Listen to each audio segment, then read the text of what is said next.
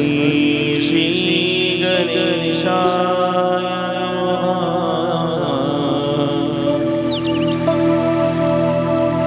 स्वस्ति श्री गणेशाय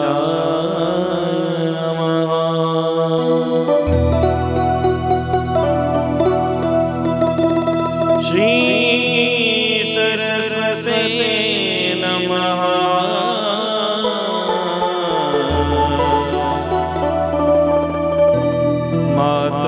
मातृदेवताभ्यो नमः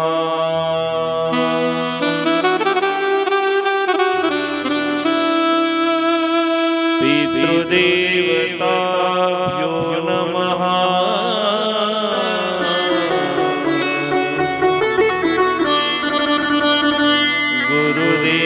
गुरुदेवताभ्यो नमः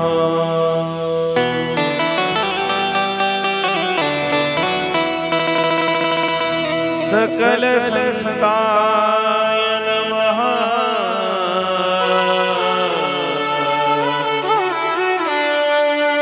वेद व्यासाय नमो नमः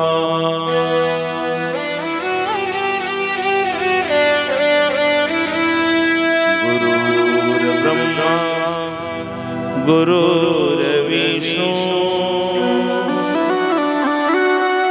गुरुर्देवो महेश्वरा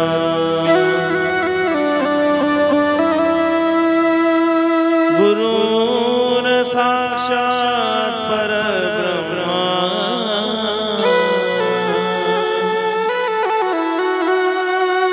तस्मै श्री गुरवे नमः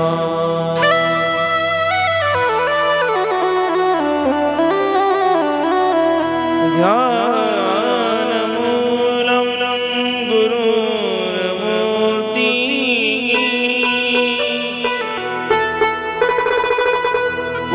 पूजामूलं गुरुपदम् मन्त्रमूलं गुरुर्वाक्यम्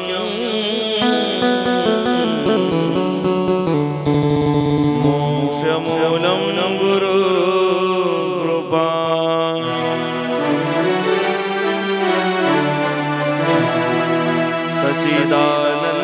सच्चिदानन्दरूपाय विश्वोत्पत्त्यादिहेतवे तापत्रय विनाशाय श्रीकृष्णाय वयं नमः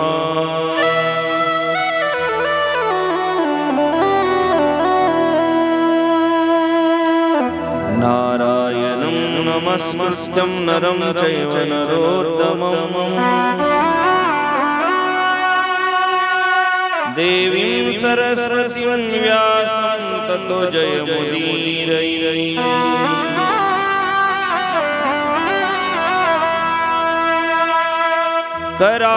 करारविन्देन पदारविन्दं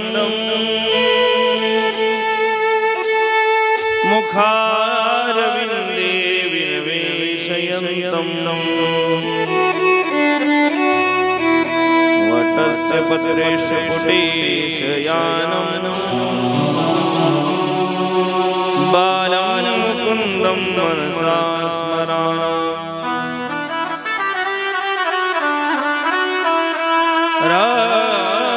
रामाय रामभद्राय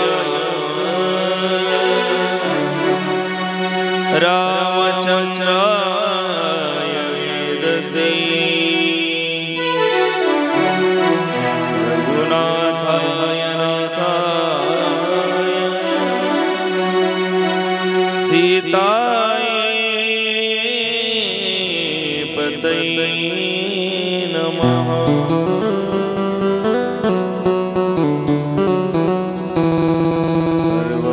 सर्वमङ्गलमाङ्गल्ये शिवे सर्वार्थसाधिके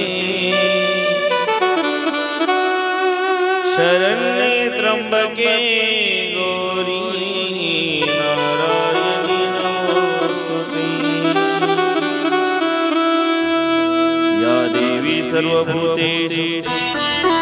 शक्तिरूपेण संस्थिता नमस्तस्यै नमस्तस्यै नमस्तस्यै नमो नमः। या देवी सर्वभूतेषु विद्यारूपेण संस्थिता नमस्तस्यै नमस्तस्यै नमस्तस्यै नमो नमः।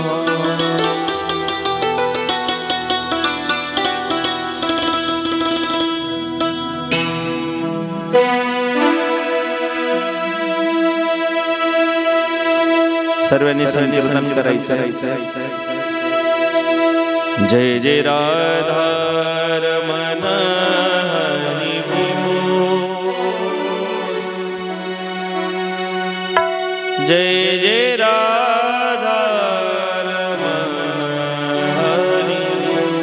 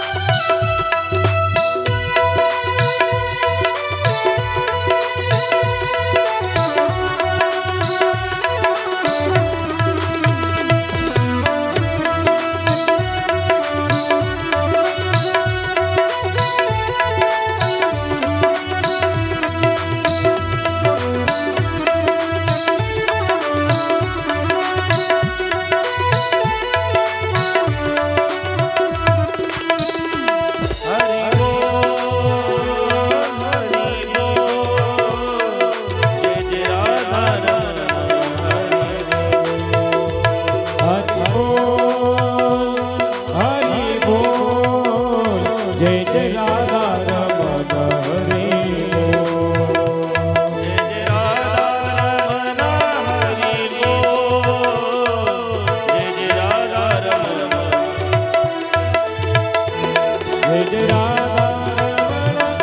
हरि बोल जय जय राधा रमण हरि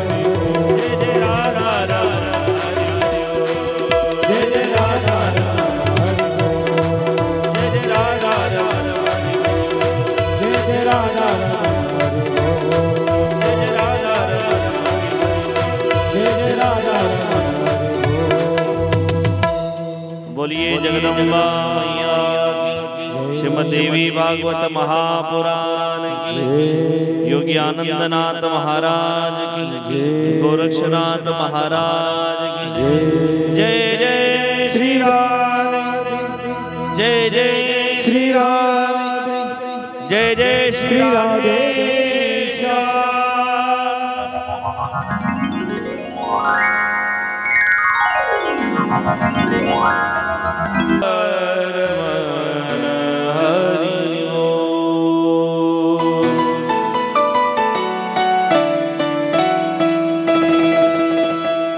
मुक्त कैवल्य तेजोनिधि भगवान श्री ज्ञानोबराय श्रीमंत श्री जगद्गुरु तुकोबराय शांती ब्रह्म एकनाथ महाराज विश्वगुरु श्रीमन निवृत्तीनाथ महाराज आदी करून सर्व संत मंडळींना विनम्र भावाने साष्टांग प्रणिपात करून आजच्या पंचम दिवसाच्या कथेकरता उपस्थित असणारा श्रोता सज्जन मायबाप वर्ग, तुम्हा सर्वांच्या चरणावर पुनश्च एकदा विनम्र भावाने अभिवादन करून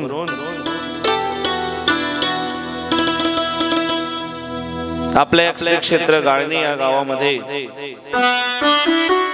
नादबाबांच्या दरबारामध्ये चालत असलेलं भव्य दिव्य श्रीमद् देवी भागवत महापुराण ज्ञान यज्ञ सोहळा आणि त्या कथेतील आज 5व्या दिवसाच्या सत्राला आपण या ठिकाणी प्रारंभ करत आहोत। सुरुवातीला राधा राणी सरकारचं नमन करून राधा राणीला मनोमनी त्या ठिकाणी पूजन करून तिची आराधना करून या ठिकाणी आजच्या कथेला आपण या ठिकाणी प्रारंभ करत आहोत। राधा राणी देखील भगवतीचं एक स्वरूप आहे, माँ जगदंबेचा एक अवतार आहे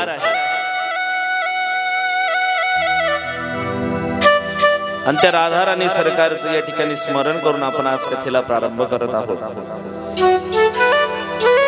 कालपर्यंत आपण बघितलं देवावर संकट येतं तेव्हा देवी येत नाही, तर जीवावर संकट येतं तेव्हाही देवी धावून येते।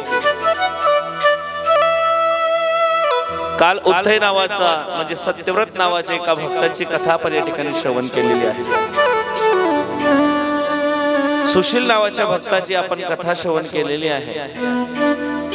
जेव्हा जेव्हा आईला आवाज दिला त्या वेळेस आई भक्ता करता धावून गेलेली आहे। पुढे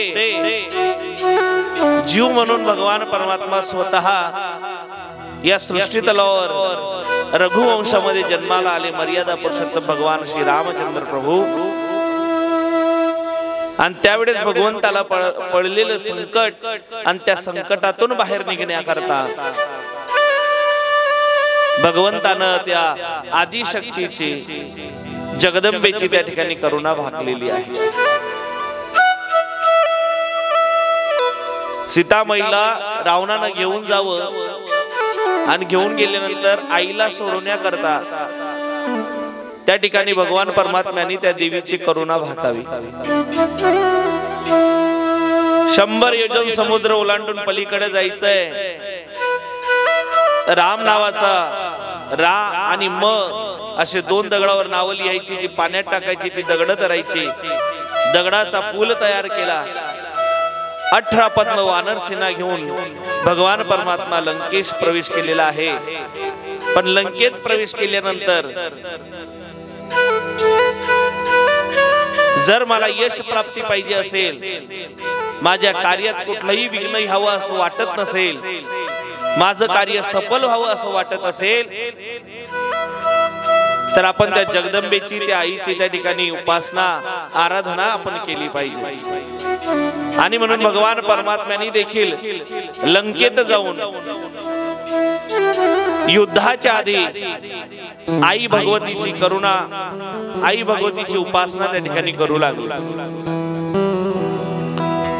युद्ध जिंकायचंय, पण युद्ध जिंकण्याकरता भगवंताचा, जगदंबेचा आशीर्वाद आपल्याला भेटावा याच्याकरता भगवंतानं विधिवत पूजा करायचं ठरवलं. पण पूजा करणार कोण, मोठा प्रश्न आहे. लक्षपूर्वक ऐका.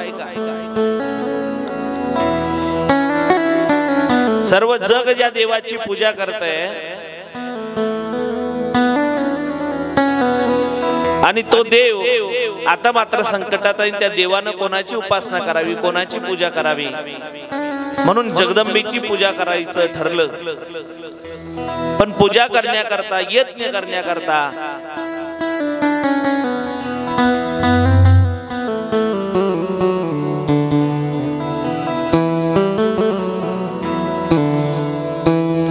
पूजा करण्याकरता, यज्ञ करण्याकरता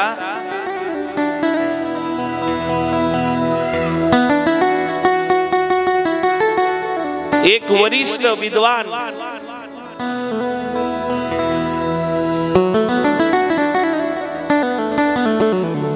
ब्राह्मणाची आपल्याला गरज आहे. आता रामचंद्र प्रभूंना प्रश्न आहे, यज्ञ करायचा आहे पण भूदेव आणायचे कुठून? बरं, भगवंताच्या घरचा यज्ञ आणि भगवंताची पूजा आहे, मग 4 वेद 6 शास्त्र 18 पुराण जाणणारा प्रखर पंडित पाहिजे, ज्ञानी पाहिजे. आणि भगवंताची अट होती की जो कोणी माझ्या इथे पूजा करेल तो शैव पंथी पाहिजे, मात्र तो विष्णूला मानणारा सुद्धा पाहिजे. हे 2 भेद आहेत. काही ठिकाणी अजूनही या भेदावरनं वाद चालू आहे की शैव मोठे की विष्णुदूत मोठे. शैव आणि विष्णूंमध्ये आजही वाद त्या ठिकाणी आहे. शैव म्हणजे जे भगवान भोलेनाथाची भक्ती करतात आणि वैष्णव म्हणजे ते जे भगवान विष्णूची सेवा करतात. शैव हे आळा म्हणजे वैष्णव हे उभा गंध लावतात आणि शैव मात्र आपल्या कपडावर आडवा गंध लावतात. हा भेद अजूनही कर्नाटक प्रांतामध्ये चालू आहे. ते आजही भांडण करतात. बाकीचे म्हणतात शैव मोठे आणि बाकीचे म्हणतात वैष्णव मोठे. तसं जर बघायला गेलं तर हे दोघही देव एकमेकांना आपला आराध्य मानतात. भगवान शिवानं रामचंद्र प्रभूंची भक्ती आणि करुणा आणि उपासना करावी आणि भगवान रामचंद्र प्रभूंनी भगवान शिवाची उपासना करावी. दोघं देव एकच आहे, पण इथे भेद मानला जातो. पण वारकरी संप्रदायामध्ये याचा भेद नाही. हरिहरा भेद नाही नका करू. हरिहरामध्ये भेद नाही दादा. हरी आणि हर एकच आहे, पण वाद चालू आहे. एवढे वाद आहेत की आमचे गुरुजी विनोदानं सांगायचे की वैष्णवांच्या घरात कुठलंही आडवं काम केलेलं चालत नव्हतं. आणि शैवांच्या घरात कुठलंही उभं काम केलेलं चालत नव्हतं. पण एक दिवशी असं घडलं, कळत न कळत त्या ठिकाणी शैवांच्या घरामध्ये आणि वैष्णवांच्या घरामध्ये मुलं मुली जन्माला येऊ लागल्या. वाद होता पण मुली भेटत नाही, म्हणून कुठेतरी दोघांनी एकत्र येऊन रोटी बेटी व्यवहार करायचा हे ठरलं. नदीच्या पलीकडे शैवपंथी राहतात, नदीच्या त्या पलीकडे वैष्णव राहतात. आणि आता मात्र शैवांची मुलगी ही वैष्णवांच्या घरात दिली गेली. आणि शैवांची परंपरा आहे सर्व कामं आडवी करायची, उभी करायची नाही. आणि वैष्णवांची परंपरा आहे सर्व कामं उभी करायची, आडवी करायची नाही. आणि शैवांची मुलगी वैष्णवांच्या घरात दिल्यानंतर जसं ती काम करायला लागली. आता पूर्वीचे घर बघा तुम्ही, आता फरशी आली, आता स्टाईल आली. स्टाईल आली म्हणून स्टाईल आली. नाही समजलं ना? बरं आहे, धन्यवाद. स्टाईल आली म्हणून स्टाईल आली. आता ती स्टाईल आली, आता फरशी आली. पण तेव्हा मातीचे घर होते. मातीचे घर ही शेणानं सारवली जायची. वैष्णवांच्या घरातून आलेली मुलगी, माफ करा, शैवांच्या घरातून आलेली मुलगी जेवढेच वैष्णवांच्या घरात येऊन घरकाम करू लागली आणि घर सारण्याचं काम करू लागली, तर ती शैव असल्यामुळे ती घर त्या ठिकाणी आडव्यानं सारत होती. आणि सारता सारता सकाळी सकाळी सासरेबावांना पाहिलं आणि आवाज दिला, सुनबाई असं चालणार नाही. आता तू शैव नाही, आता तुम्ही वैष्णवांच्या घरात आहात. आता आडवी कामं करायची, आता उभी कामं करायची नाही. आता आडवी कामं करायची नाही, आता उभी कामं करायची. म्हणजे मामाजी म्हणजे काय? म्हणजे काय? आता आडव्यानं घर सारवायचं नाही म्हणे, मग उभं घर सारायचं नाही. महाराष्ट्र सोनबाईला एवढा त्रास झाला, एवढा त्रास झाला, अक्षरशः कंबर दुखून आलं. उभ्यानं कसं घर सारणार आहे? त्या बिचारीनं कसं तरी केलं, पण तिचं घर सारून होत नाही. तेवढ्यात ओट्यावर खुर्ची घेऊन सासरेबुवा बसले आणि सासरेबुवानं दात घासायला सुरुवात केलं. सुनबाई म्हणे हा चान्स आहे. म्हणे मामांजी म्हणे काय?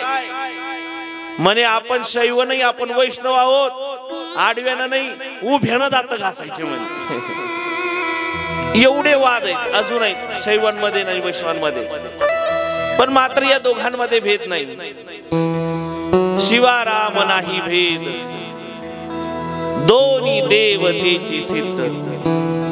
हरी हरी हरी मंत्र हा कोणाचा? जीवाचा, शिवाचा. म्हणून या दोघांमध्ये भेद नाही, हे दोघं एक आहे. आता इकडे मात्र रामचंद्र प्रभू विचार करतात, मला पूजा करायची आहे, पण पूजा करण्याकरता देवीच्या नावानं तो यज्ञ करण्याकरता प्रखर पंडिताची गरज मला आहे. ब्राह्मण बुधेव पाहिजे.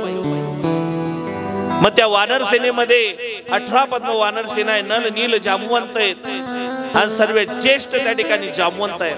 आणि जामवंतांना सांगितलं, काकाश्री बघा, या परिसरामध्ये कोणी असा महान प्रखर पंडित असेल, जो तत्ववेता असेल, वेद जाणणारा असेल, शास्त्र जाणणारा असेल आणि विष्णूची आणि भगवान शिवाची देखील पूजा करणारा असेल. त्यावेळेस जामवंतांनी सांगावं, म्हणले देवा, या सृष्टी तलावर असा एकच ब्राह्मण आहे जो 4 वेद 6 शास्त्र 18 पुराण जाणतो, भगवान शिवाची भगवान विष्णूची पूजा करतो. ज्या ब्राह्मणाचं नाव रावण आहे. म्हणले मग रावणच आहे जो यथावत तुमची पूजा संपन्न करू शकतो. भगवान रामचंद्र प्रभूंनी जामवंता पुढे हात जोडले, काकाश्री आपण जर जाऊन ब्राह्मणांना एवढा निरोप दिला भूदेवाला आणि पूजा करण्याकरता या ठिकाणी आमंत्रण दिलं तर बरं होईल. जामवंतानं निरोप घेतला, रावणाच्या लंकेत गेले.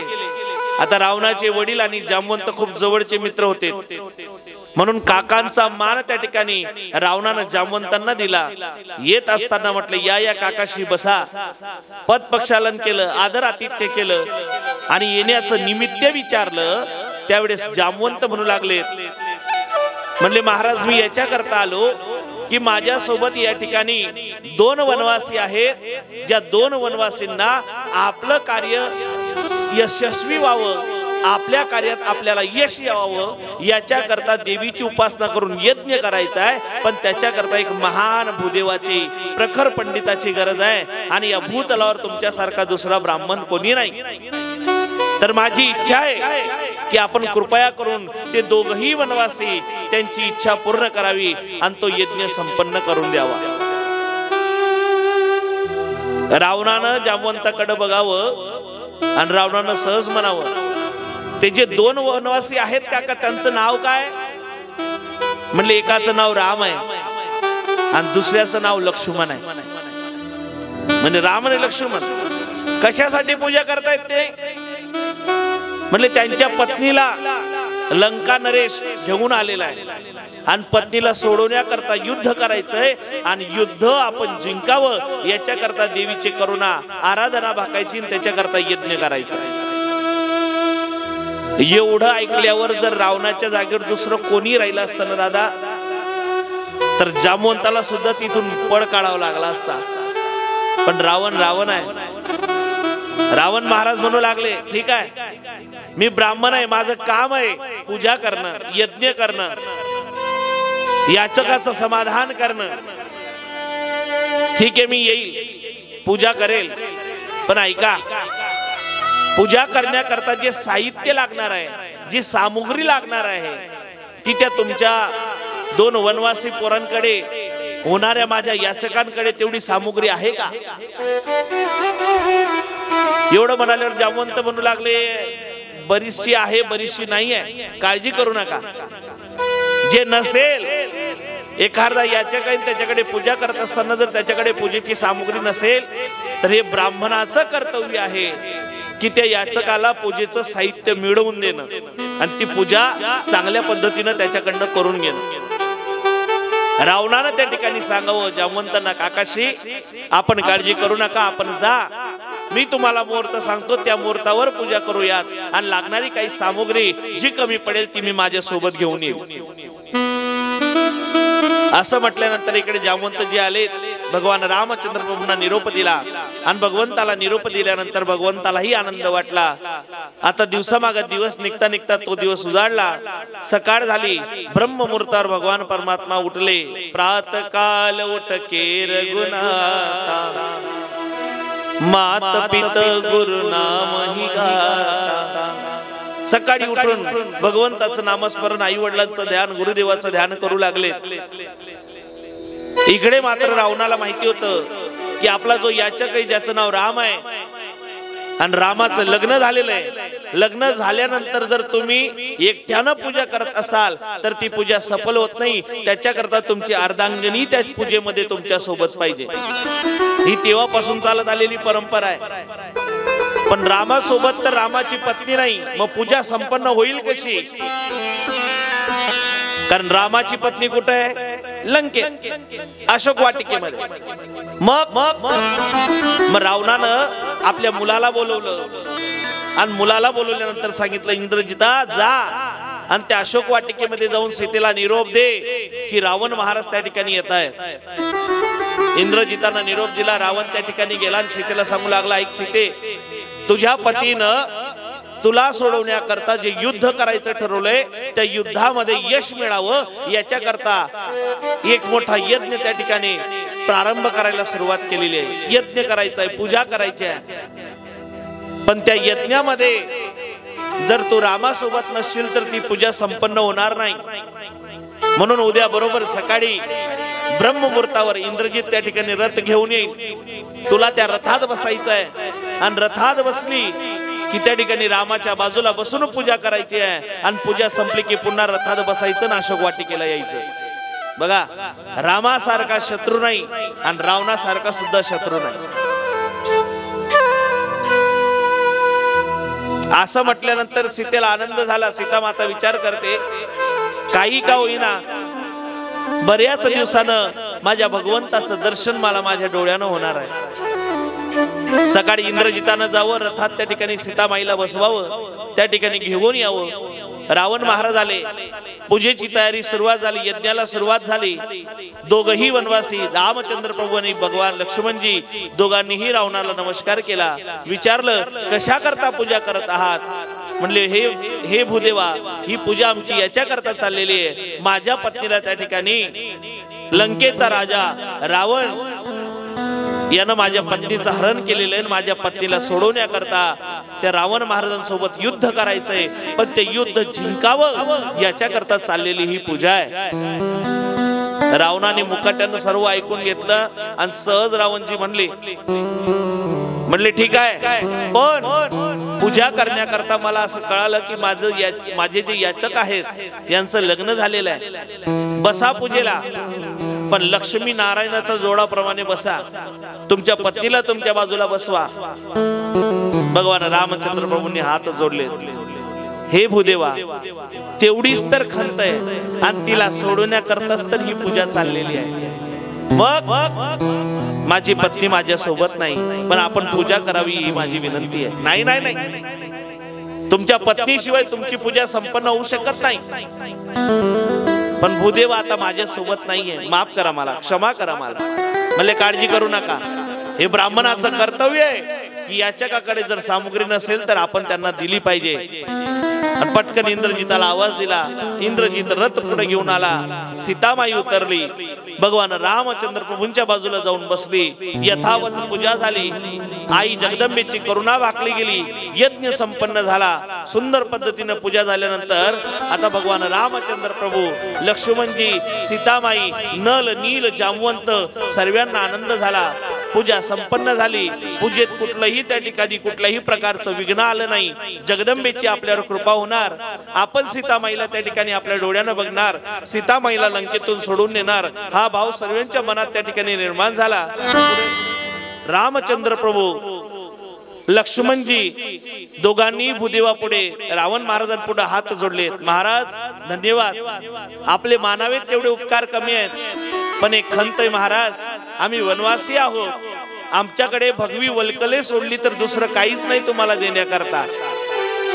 रावण महाराज म्हणू लागले, बाबा तुम्ही पूजा एवढी गोड केली, एवढी चांगली केली की तुम्हाला काही देण्याची गरज नाही, उलट मी प्रसन्न आहे, मागून घ्या तुम्हाला काय मागायचंय। मग रामचंद्र प्रभू म्हणू लागले, काही नको, तुम्ही जरी मागितलं नाही पण तुमची पूजा बघून मी आज प्रसन्न झालेलो आहे। जा, ज्या कार्याकरता ही पूजा केली ना ते तुमचं कार्य संपन्न होईल, तुम्ही यशस्वी व्हाल आणि युद्धामध्ये तुमचा विजय होईल, एवढं सांगून रावण महाराज घरी निघून गेले। शत्रू असावा तो रावणासारखा। पुढे भगवंतानं ती आई जगदंबेची केलेली पूजा, त्या पूजेचा प्रसाद, आणि म्हणून एवढा बलाढ्य सैन्य असणारा रावण, 33 कोटी देव बंदी शाळेत ठेवणारा रावण, पण भगवान रामचंद्र प्रभूंच्या हातून मारला गेला, वध झाला। आणि मग मात्र भगवान परमात्म्याने सीतामाईला सोडून त्या ठिकाणी अयोध्येला परत आले। परत आल्यानंतर भगवंताचा राज्याभिषेक झाला। सर्वांनी भगवंताचा जय जयकार केला। बोलो सियावर रामचंद्र भगवान की। सर्वांनी भगवंताचा जय जयकार केला, सर्वांना आनंद झाला। भगवंतानं त्या ठिकाणी आई जगदंबेची करुणा भाकली, उपासना केली।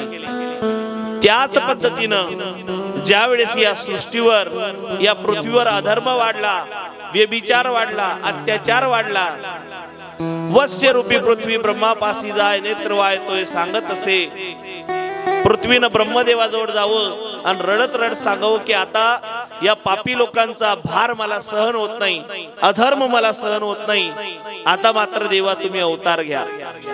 ब्रह्मदेव म्हणतो माझ्या हातात नाही, आपल्याला भगवान विष्णूकडे जावं लागेल। भगवान विष्णूकडे गेले, विष्णू पुढे हात जोडले, देवा घे पुन्हा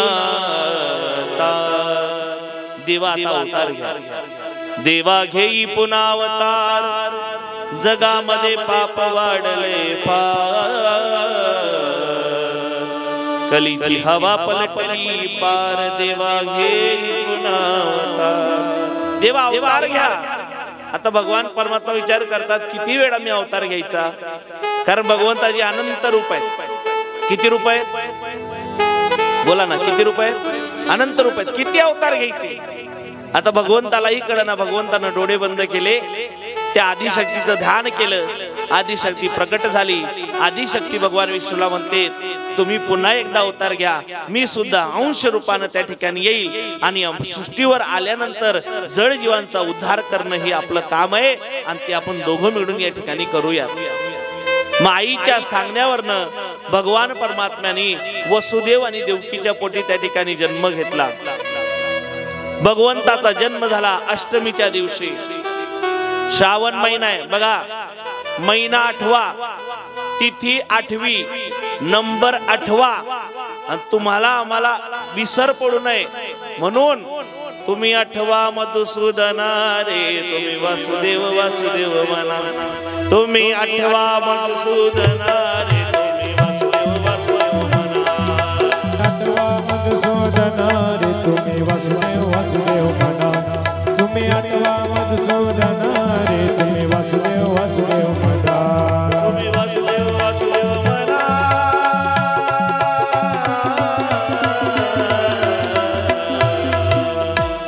तुम्ही 8वा मधुसूदना रे, तुम्ही वासुदेव वासुदेव म्हणा. तुम्ही 8वा मधुसूदना रे, तुम्ही वासुदेव वासुदेव म्हणा. तुम्ही 8वा मधुसूदना रे, तुम्ही वासुदेव वासुदेव म्हणा. तुम्ही 8वा मधुसूदना रे, तुम्ही वासुदेव वासुदेव म्हणा. तुम्ही वासुदेव वासुदेव म्हणा. तुम्ही वासुदेव वासुदेव म्हणा. तुम्ही वासुदेव वासुदेव म्हणा. तुम्ही वासुदेव वासुदेव म्हणा. वासुदेव वासुदेव म्हणा. तुम्ही वासुदेव वासुदेव म्हणा. तुम्ही 8वा मधुसूदना रे, तुम्ही वासुदेव वासुदेव म्हणा. तुम्ही 8वा मधुसूदना रे, तुम्ही वासुदेव वासुदेव म्हणा. तुम्ही 8वा मधुसूदना रे, तुम्ही वासुदेव वासुदेव म्हणा. तुम्ही 8वा मधुसूदना रे, तुम्ही वासुदेव वासुदेव म्हणा. 8वा मधुसूदना रे, तुम्ही वासुदेव वासुदेव म्हणा.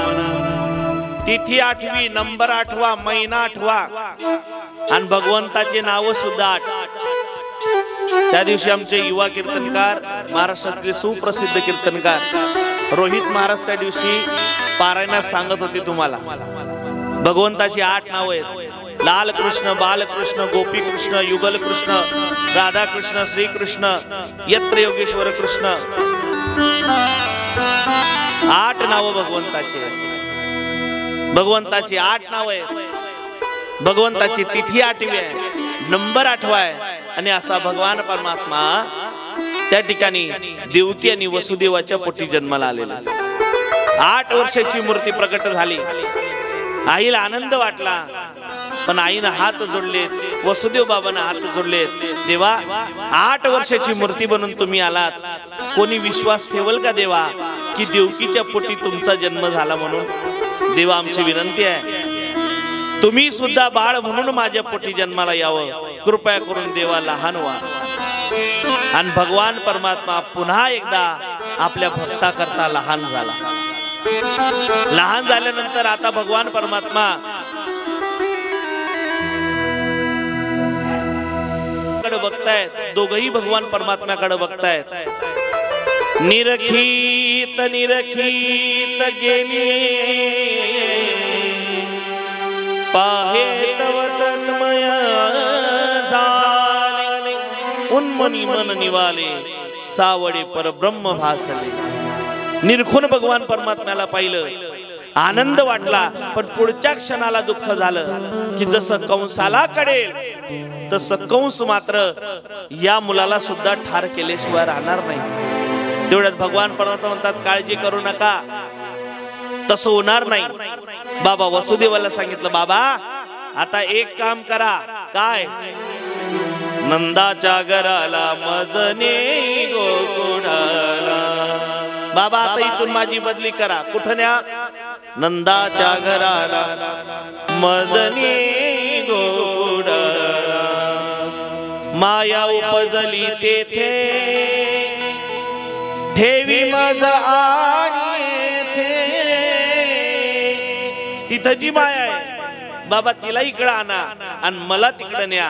आता मात्र वसुदेवानी भगवान परमात्म्याला पारड्यात घेतलेला आहे आणि पारड्यात घेतल्यानंतर हळूहळू पावलं टाकत टाकत टाकत गोकुळाच्या दिशेनं भगवान परमात्म्याला घेऊन वसुदेवजी निघालेले आहेत. भर रात्र आहे, अंधार आहे, काळोख आहे. यमुना माईच्या पात्राजवळ आलेले आहेत. यमुना माईचं दर्शन घेतलं. यमुना माईत पहिला पाऊल टाकला, दुसरा पाऊल टाकला, चालत चालत पुढे जाऊ लागले. गुडघ्यापर्यंत पाणी आहे, कमरेपर्यंत पाणी आलं, छातीपर्यंत पाणी आलं, गळ्यापर्यंत पाणी आलं, नाका तोंडात आता पाणी जाऊ लागलं. तरी भगवान वसुदेवजी चालतायत चालतायत चालतायत. आता यमुना माईचं पाणी का वाढत होतं? भागवतामध्ये अनेक कारण आलेली आहेत, पण त्याच्यापैकी एक सुंदर आणि सर्वात महत्वाचं कारण यमुना माईचं आणि देवाचं जर सर्वात पहिलं कुठलं नातं इथे दिसत असेल तर ते त्या ठिकाणी सासू आणि जावयाचं. भगवान परमात्मा यमुना माईचा कोण आहे? जावई. कशावरनं? कारण ऐका, भगवान कृष्ण परमात्मा हा भगवान विष्णूचा अंश अवतार आहे आणि अंश अवतार असल्यामुळे भगवान विष्णूच म्हणजे कृष्ण आहे. आणि भगवान विष्णूची पत्नी तिचं नाव काय? लक्ष्मी. पाय लक्ष्मीच्या हाती दिसी यावे काकुळती. ती लक्ष्मी जी भगवंताची पत्नी आहे आणि ही लक्ष्मी हिचे वडील कोण आहेत? समुद्र. ज्यावेळेस 14 रत्न निघाले त्या 14 रत्नांमधलं एक रत्न म्हणजे लक्ष्मी आहे आणि लक्ष्मीचे वडील म्हणजे समुद्र आहे. आणि या जगातल्या सर्व नद्या त्या समुद्राच्या पत्न्या आहेत. मग लक्ष्मीचे वडील जर समुद्र आहे तर लक्ष्मीची आई यमुना नसेल का? आहे. मग ज्या अर्थी लक्ष्मीची आई यमुना आहे त्या अर्थी भगवान श्रीकृष्ण परमात्मा हा यमुना माईचा जावई आहे. मग आता मला सांगा, आपला जावई लहानपणी कसा दिसतो? लहानपणीच हाच पोरगा आपला जावई होणार आहे हे जर आपल्याला माहिती पडलं तर कोणी तो चान्स सोडणार आहे को जावईला बघण्याचा? नाही. ती सासू कशी सोडेल? त्याने माझा जावई लहानपणी कसा दिसतो गोलू मोलू एकदा बघायचंय त्याला. आणि ते बघण्याकरता पाणी वाढू लागलं. मायका. मग आता देवानं काय केलं? पूर चालला चाट याने लाविला. भगवान परमात्म्याने काय केलं? पाणी वाढत होतं, भगवंतानं पाय बाहेर काढला आणि पायाचा अंगठा लावला आणि पाणी कमी झालं. बरोबर ना? नेहमी असं ऐकतो आपण. पण मला एकदम सोपं आणि सरळ विचारायचंय तुम्हाला. गाळणेकर, मला एका प्रश्नाचं उत्तर द्या. मूर्खातला मूर्ख जावई जरी असला तरी तो सासूला लात मारत, बोला बोला, सासूला लात मारत भले तो आईला मारल्याशिवाय राहत. हा वा वा. पण सासूला लात मारत नाही. सासूला लात मारत नाही. मूर्खातला मूर्ख जावई जर सासूला लात मारत नाही तर हा चतुरातला चतुर आहे. हा सासूला लात मारणार आहे का? हो नाही. मग भगवंताची लीला आहे. भगवंतानं फक्त पाय दाखवला, हाताच्या अंगठाचा स्पर्श केला, पाणी पटकन खाली झालं आणि यमुना माईनं मधून वाट करून दिली. आणि मधून ज्यावेळेस वाट करून दिली त्यावेळेस यमुना माई म्हणते, हे भगवान, आता तुम्ही माझ्या इथून जात आहात, पण भगवंत एक सांगू कृष्णा काना, अरे देवा, मी जरी वरतून दिसायला काळी असली मात्र अंतकरणातून निर्मळ आहे. कारण यमुना माईचं पाणी कसं आहे? काळे. मिठे रस से बरोनी राधा रानी लागे, महारानी लागे, मन कालो कारो यमुना जिनो पाणीला. काळ पाणी देवा, दिसायला जरी वरतून काळी असली पण अंतकरणातून निर्मळ आहे. काही लोक दिसायला बरोबर नसतात पण अंतकरण निर्मळ असतात. काही दिसायला खूप चांगले असतात पण मध्ये गाठीच गाठी असतात. आईनं वाट करून दिली. भगवान परमात्म्याला घेऊन वसुदेवजी त्या ठिकाणी आले. यशोदा माईच्या बाजूला ठेवलेले माया उचलली, इकडे निघून गेलेले आहेत. इकडे मात्र आता सकाळी 4 वाजले आणि गोपिका उठली वहिनीच्या खोलीतून एवढा लखलखीत प्रकाश काय येतोय, तो प्रकाश बघण्याकरता पुढे सरसावली, कावड बाजूला केलं. एवढा प्रकाश की 100 मर्क्युरी एकत्र आणल्यानंतर जेवढा प्रकाश येणार नाही याच्या 10 पटीनं जास्त प्रकाश. कसं तरी डोळ्यावर त्या ठिकाणी हात ठेवून पुढे सरसावली. पाहिलं तर या जगात सर्वात रूपवान, सर्वात शीलवान, सर्वात बुद्धिवान आणि सर्वात तेजस्वी बाळ त्या ठिकाणी यशोदा माईच्या बाजूला खेळत आहे. आणि बाबाला त्या कानाला पाहिलं, एवढं सुंदर स्वरूप आहे माझ्या देवाचं. रूप सावडे सकुमार, किती सुंदर आहे माझा देव. रूप सावडे सकुमार, कानी कुंडल मकराकार,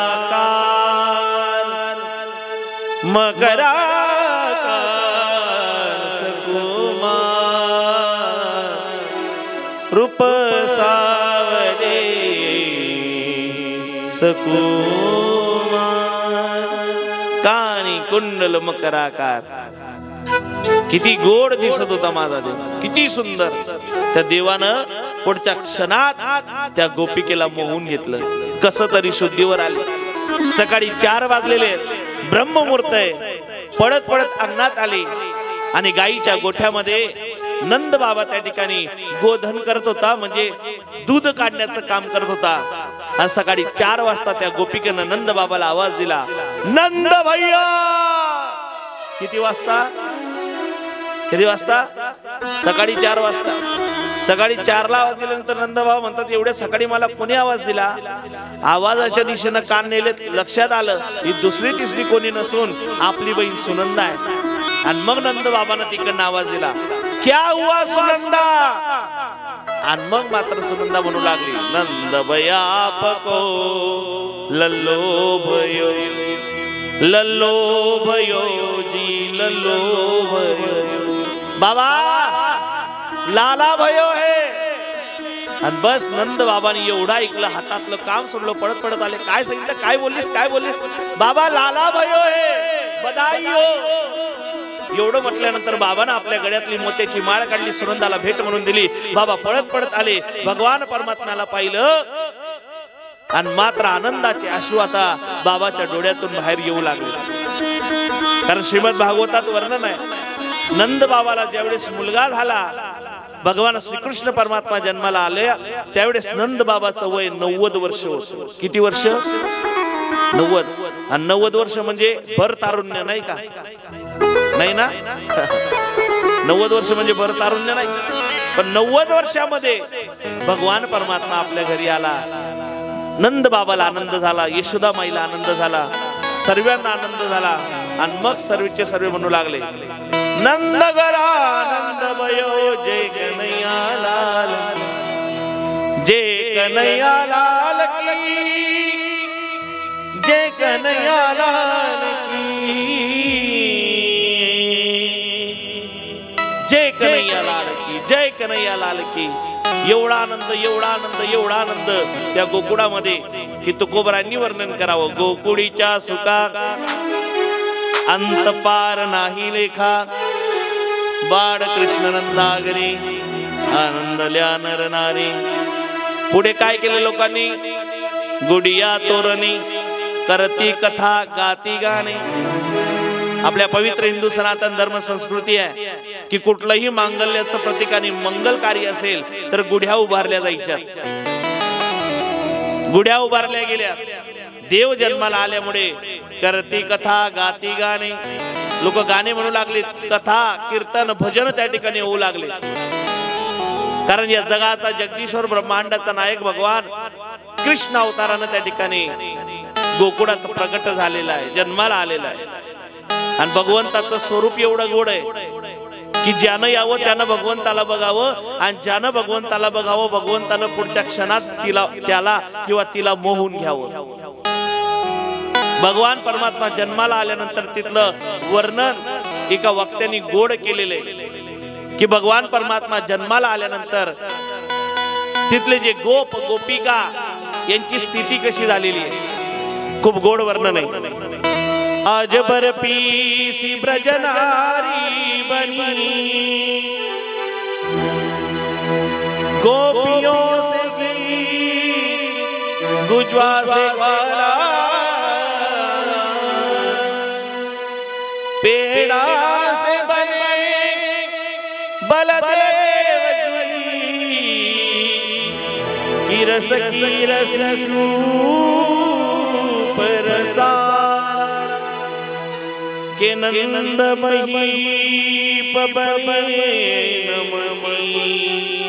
नंद बाबाचा स्वभाव हा नमकीन प्रमाणे नमकीन म्हणजे चिवडा खाल्लाय ना एक घास खाल्ला की हवा असा वाटतो आज बर्फीसी ब्रजनारी बनी बर्फी सारखा स्वभाव त्या ठिकाणी गोपिकांचा झालेला आहे बर्फी कशी लागते पोरांनो ऐ बर्फी खाल्ली आहे ना कशी लागते आतून खाल्ली तर गोड आहे आणि बाहेरून खाल्ली तर कडू आहे बरोबर आहे ना आतूनही गोड आहे आणि बाहेरूनही गोड आहे तसा गोपिकांचा भाव त्या गोकुळामध्ये देवाला पाहिल्यानंतर झाला देवाला सर्व बघतायत आता लोक जवळ येत आहेत भगवंताचं नामकरण झालं भगवंताला पाण्यात टाकवलं गेलं आणि भगवंताला पाण्यात टाकल्यानंतर प्रत्येकानं यावं आणि भगवंता करता अंगाई गावी पहिली आली कानाला त्या ठिकाणी निजू लागली काना झोप ना झू झू झू झू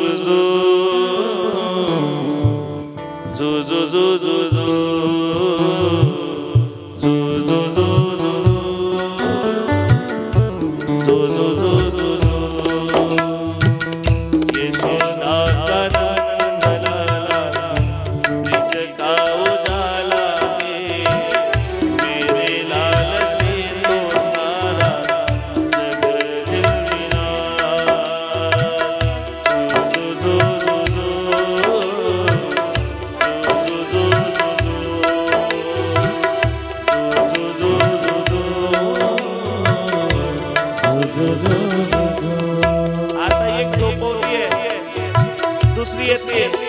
आता दुसरी म्हणते काना झोप झोप दुसरी नाही यावं काना झोपत नाही कानाने रडावं म्हणजे दुसरी आली ती मराठी होती मग ती म्हणावी काना झोपत नाही ना माझ्या बाळाला बघा हे माझ्या बाळासारखंच आहे आणि रडतंय मग तिने म्हणावं रडते माझे बाळ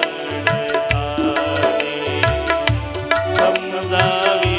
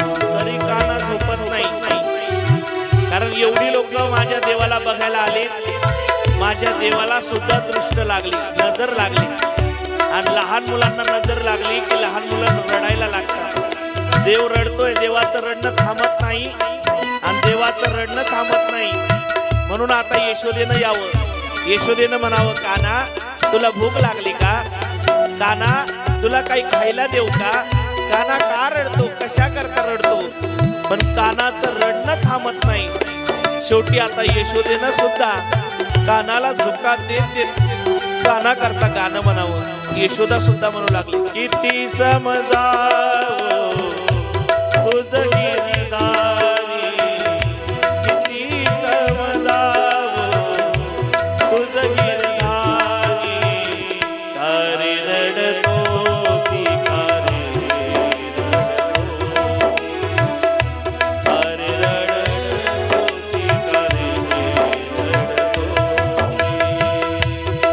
किती समजावो गिरधारी किती समजावो अरे रडतोसी अरे रडतोसी कानाचं रडणं थांबत नाही आणि मग मात्र यशोदेने म्हणावं, काना आई खेळ मी देते तुझं खेळाया, खेळ मी देते तुझं खेळाया, खेळ मी देते तुझं खेळाया, खेळ मी देते तुझं खेळाया, खाऊ मी या कानाचं रडणं थांबत नाही. कानाचं रडणं थांबत नाही. माता यशोदेनं कानाला म्हणावं, काना बाबा तुझं रडणं थांबत नाही, पण सांगू का आता तुझ्या करता अंगाई गाता गाता माझा सुद्धा कंठ दुखू लागला रे काना, काय सांगू तुला. पण काना ऐकत नाही. मग यशोदेनं आपला भाव त्या देवा पुढं प्रगट करावा आणि यशोदा भगवान परमात्म्याला म्हणू लागली, काना ऐक ना, गाणे गाता कंठ माझा सुकला, गाणे गाता कंठ माझा सुटला, गाणे गाता कंठ माझा सुकला, गाणे गाता कंठ माझा सुटला, ओ सोके मी देता हात माझा दुखला, सोके मी देता हात माझा दुखला, कारे रडतोसी कारे रडतोसी, कारे रडतोसी रडतोसी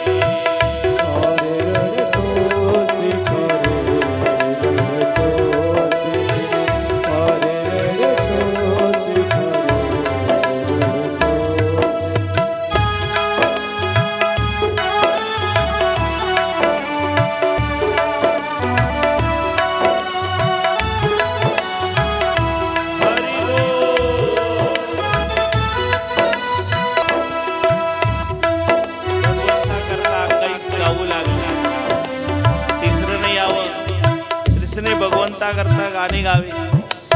हरिओ मन आईचे डोले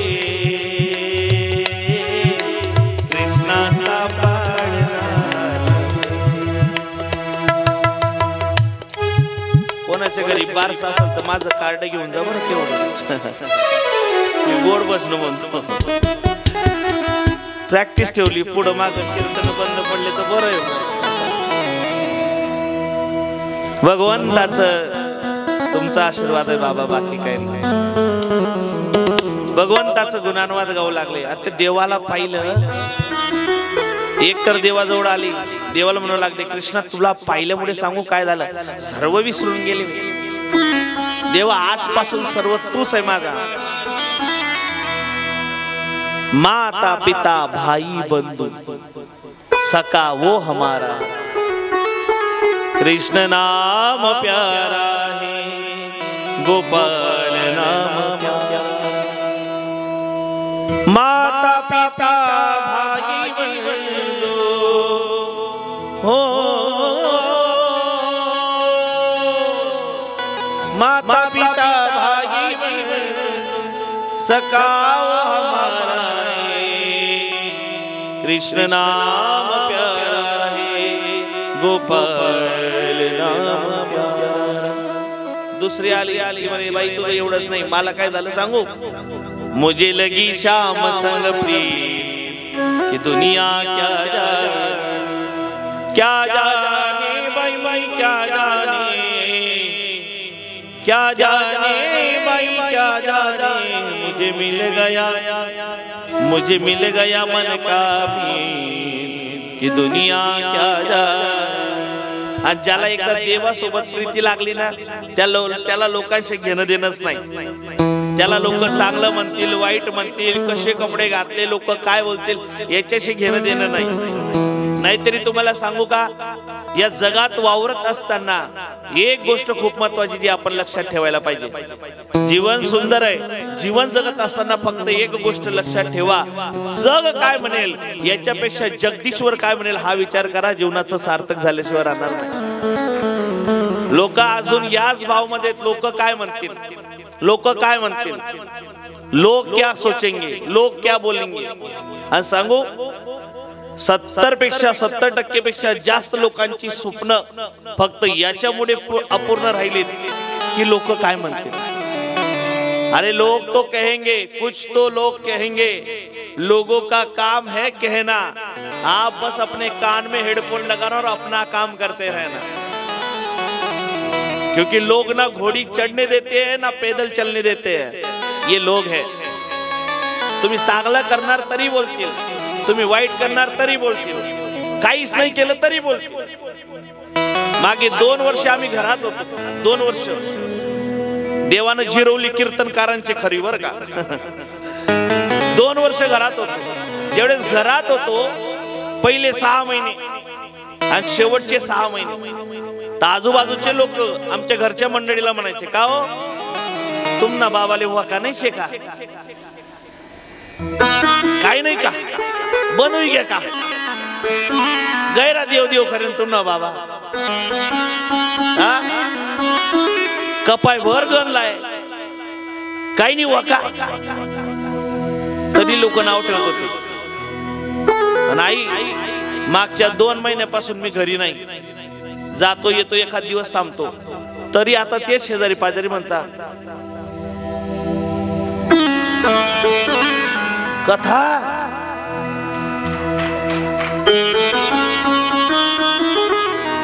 एक म्हातारी आली ती म्हणे बाई बोर देऊन ठेवतो नाही तर दुसरी करली। कमाल आहे लोकांची, घरी राहिलो तरी प्रॉब्लेम आहे आणि नाही राहिलो तरी काय करावं लोकांचं महाराज। पण लोकांच्या भरोसे लागू नका बरं। जग काय म्हणाले याच्यापेक्षा जगदीश्वर काय म्हणाले याचा विचार करा।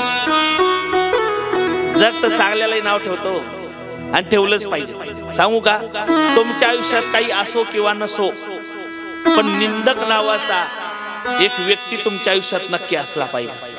काय होतं त्याच्याने सांगतो मी। जेवढेच शास्त्र पुराण ग्रंथांचा अभ्यास करत होतो तर अभ्यास करता करता मी एक गोष्ट अनुभवली बाबाश्री की प्रत्येक संतांच्या पाठीमागे एक निंदक नावाचा प्राणी आहे। प्रत्येक संतांच्या पाठीमागे। मग मी आमच्या दादाश्रींना विचारलं, गुरुदेवांना विचारलं की म्हटलं दादा कुठल्याही संताचं चरित्र वाचा एखादा निंदक त्यांच्या बाजूला आहे असं का? संत तर देवाचे अंश आहेत ना, ममैवांश जीवलोके जीवभूतच सनातनः, ते देवाचे अंश आहेत। मग तरी प्रत्येक संताच्या पाठीमाग निंदक नावाचा एक प्राणी काय? आमच्या गुरुदेवांनी दिलेलं उत्तर गोळ आहे। गुरुदेव म्हणतात बाबा त्याचं चिंतन असं आहे जसं लेकरू लहान असलं की आई त्याला आंघोळ घालते, आंघोळ पांघोळ झाल्यानंतर नवीन कपडे परिधान करते, टिकली पावडर करते आणि त्याला नजर लागू नये म्हणून काळं काजळ त्याच्या कानाच्या मागे लावते, तसं भक्ती ज्ञान वैराग्याचं पांघरून घालून भक्तीचं त्या ठिकाणी आंघोळ घालून त्या भक्ताला नजर लागू नये म्हणून भगवान परमात्मा निंदक नावाचं एक काळं काजळ प्रत्येक संतांच्या आयुष्यात पाठवत असतो। मग त्या निंदकाने काय करावं? निंदकाचे आपल्यावर जेवढे उपकार आहेत तेवढे कोणाचेच नाही। मला जर कपडे धुवायचे असले तर बाईला 4 वेळा म्हणावं लागतं अगं तेवढे कपडे धुवून टाक उद्यापासून दुसरी कथा आहे, तरी तिला बोलावं लागतं। निंदकला काही न बोलता तुमच्या आयुष्यातले सर्व पाप धुण्याचं काम जर कोण करत असेल तर तो निंदक आहे। आणि म्हणून म्हटलेलं आहे निंदकाचे घर असावे शेजारी, म्हटलं का असावे दुपारी, फरक नाही पडत। लोक काय करतील बोलतील याचा भरोसा नाही, तुम्ही फक्त त्या भगवंताच्या प्रीतीत लागा। आना जाना भूल गई मैं, खाना पीना भूल गई मैं। आना जाना विसरून गेली, खाना पीना भूल गई भगवान। बस बस दिन रात बस आप ही का ध्यान होता है। लोकांचा विचार नका करू। आम्ही अशा वयात धोतर घातलं, माझं वय जास्त नाही, फक्त माझ्या शरीरानं माझ्या कपड्यांनी मला धोका दिला। माझं वय फक्त 32 वर्ष आहे, पण ते धोतर घातल्यामुळं जर एखादी वेळेस जर एखाद्या बस स्टँडवर आम्ही उभे असलो, आता तर बसनी प्रवास होतच नाही, पण क्वचित कधीतरी पंढरपूरला गेल्यानंतर बसनी आलो तर आमच्यापेक्षा वयानं मोठे असणारे 40-40, 50-50 वर्ष लोक म्हणतात, बाबा थोडं सारखा बरं, बसू द्या बरं। मी काय बाबा आहे काय? लोकांचा भरोसा नाही दादा। आपल्या कुंडाणा म्हणून एक गाव आहे साक्री तालुक्यामध्ये, मी लहान होतो, बंटी महाराज कीर्तनाला गेलो आणि दादा तेव्हा गाडी वगैरे काही नसायची, बसनी जायचं बसनी यायचं। शेवटची बस धरून त्या गावात गेलो, कीर्तन केलं आणि पहिली परंपरा होती, कीर्तन संपल्यावर पाकिट देत नव्हते। कीर्तन संपल्यावर रात्रभर मुक्कामी कीर्तनकार राहायचा, सकाळी उठल्यानंतर मग दक्षिणा दिली जायची, बुक्का लावला जायचा आणि मग पहिल्या गाडीनं त्या कीर्तनकाराला पोच केलं जायचं। तसं मी त्या गावात मुक्कामाला थांबलो, सकाळी उठलो, पहिल्याच गाडीनं घरी जायचंय, मला सुद्धा कॉलेज आहे, धोतर घातलेले। सकाळी ते आले, त्यांनी कपाळाला बुक्का लावला। बुक्का लावण्याची मी पद्धत असते, मी शक्यतो लवकर कोणाला गंध लावू देत नाही, बाबा लावतात कारण बाबांचा आशीर्वाद मला भेटतो, नाहीतर मी फक्त ग्रंथाची पूजा करायला सांगतो। कोण कसं करले याचा भरोसा नाही। एक तर कीर्तनात आला पानसरे दादा, एक कीर्तनात आला बुक्का लावायला, मग कमीत कमी विचारून घ्यावं ना 2-4 लोकांना कसा लावायचा। त्याने असा बुक्का घेतला आणि असा लावून दिला उभा, म्हटलं वा भाई, अक्षरशः ते कपडे काळी पुट्ट होऊन जातात त्याच्यामुळे, नको। आणि त्या बाबाकडे मुक्काम होता, ज्या बाबानं बुक्का लावला, माझे 2 बोट तर त्या बाबाचं एकच बोट होत। 2 रुपयाचा ठोकळा बघितलाय तुम्ही, एवढा मोठा बुक्का लावला। आता बुक्का पुसता येत नाही, देवाचा गंध आहे। बुक्का लावला, दक्षिणा घेतली, गाडीत बसलो। मी गाडीत बसलो, मायबाप मला असं वाटत होतं मी चुकून या गाडीत बसलो। 99% ती गाडी कॉलेज कुमारांची भरलेली होती आणि मी त्या गाडीत, आणि त्या गाडीत बसल्यानंतर एक अर्धा धोतरवाला जर बस स्टँडवर दिसला ना, लोक असं खालून वरून त्याच्याकडे बघतात, आखर सिटी स्कॅन करतात त्याला, ते माझ्याकडे बघायचे। मग मला असं वाटलं कमीत कमी धोतर बघून एक अर्धा जागा तरी देईल, जागा कोणी देईना। मी बॅग घेऊन उभा गाडीमध्ये, मग ते एकाला दया आली, तो महाराज आहे का? म्हटलं हो, बसा। तो बाजूला सरकला आणि त्यांनी मला थोडी जागा दिली। एक साईडला 2 जण बसतात, एक साईडला 3 जण बसतात, 3 जणांच्या जर आम्ही 4 जण बसलो। तो जो माझ्या बाजूला बसलेला होता, त्याच्या बाजूला त्याचा मित्र होता। तो म्हणे अरे कोण आहे हा? म्हणे तो म्हणे महाराज आहे, कीर्तन करतो। म्हणे बरं बरं। म्हणे धोतर घालेली त्यांनी? म्हणे हो धोतर घालेली। म्हणे तू त्याच्याकडे व्यवस्थित पाय। म्हणे त्याने कपाळावर आहे ना काळा गंध लावलेला आहे। म्हणे का बरं लावलाय? म्हणे मग तो जो माझ्या बाजूला बसलेला होता तो म्हणे मला बी माहिती नाही, पण लावतात म्हणे। पण जो 1 नंबर खिडकीवर बसलेला होता तो यांच्यापेक्षा आगो होता। तो म्हणे अरे ते काळा गंध याच्या करता लावतात। काळा गंध कधी लावतात? म्हणे काळा गंध त्या बाबाने याच्या करता लावले कारण त्या बाबाचा नवरा मर जायले म्हणे। अरे काय सांगू तुम्हाला, लोक काय विचार करतील याचा भरोसा नाही। मग मी ते ऐकलं बरं काय, मी ते ऐकलं। दुसऱ्या दिवशी बाबा गंधच लावला नाही, गंध लावला नाही। लगेच 2-4 महिने बाबा आज का सुतक पडी गे म्हणे। काय करावं, लोकांचा भरोसा नाही। इसलिए जमाने के साथ मत चलो। जग म्हणेल तसं वागण्याचा प्रयत्न करू नका। तुम्ही तुमच्या मनाला विचारा तुम्हाला कसं वागलं पाहिजे, कशा पद्धतीने वागलं पाहिजे। त्यावेळेस आम्हालाही लाज वाटायची, आमचे वडील सांगायचे धोतर घाल, शर्ट घाल। आम्ही म्हणायचो किती बळजबरी करतात वडील, पण आज कळती त्या धोतराची किंमत। दादा लाख रुपये तुमच्याकडे असतील पण कोणी तुमच्या पायावर वाकणार नाही. करोडोची प्रॉपर्टी असेल पण कोणी तुमच्या पायावर वाकणार नाही. 10 रुपयाची तुळशीची माळ गळ्यात घाला आणि धोतर घाला. जगातला किती श्रीमंत असो तो तुमच्या पायावर वाकल्याशिवाय राहणार नाही. हे सामर्थ्य याच्यात आहे. म्हणून जग काय म्हणाले याचा विचार करू नका. जगदीश्वर काय म्हणतो त्याचा विचार करा. गोपिकांचा तोच भाव आहे. आम्हाला आता एकच काम आहे, फक्त त्या भगवंता सोबत प्रीती. लगन तुमसे लगा बैठे जो होगा देखा जाएगा. लगन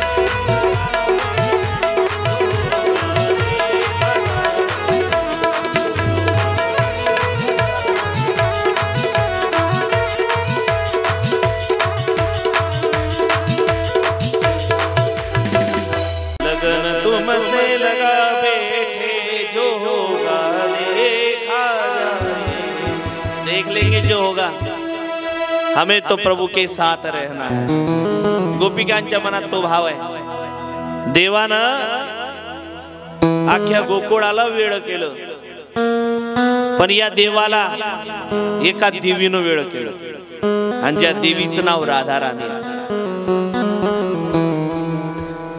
तास तास गोपिकांनी उभं राहावं आणि म्हणावं कृष्णा ये ना बैसना चॉकलेट घे ना आम्हाला भेट ना, तरी कृष्ण येत नाही. पण राधेला येताना देवानं पाहिलं की देवानं सर्व सोडून द्यावं आणि पटकन गोट्यावर उतरवून राधेच्या कमरेवर जाऊन बसावं. मग गोपिकांनी विचारावं, राधा कोण आहे तुझ्यासाठी? कृष्ण म्हणतो राधा माझ्यासाठी, राधा मेरी स्वामिनी, मेरा दे को दास, जन्म जन्म यदि दियो वृंदावन को आवास। राधा माझी स्वामिनी आहे, मी तिचा दास आहे।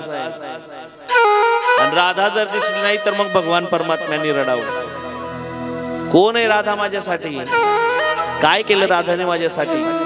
आणि मग देवाने म्हणावं, माखन मिश्री खिला कर गई ओ मेरी राधा रानी, दिल लगा कर गई, माखन मिश्री खिला कर गई हो राधा रानी, दिल लगा कर गई हो। अंती राधा रानी तिच्यात देवानं सर्वस्व बघावं आणि स्वतःला त्या ठिकाणी हरवून जावं। अशा भगवंताच्या अनेक लीला।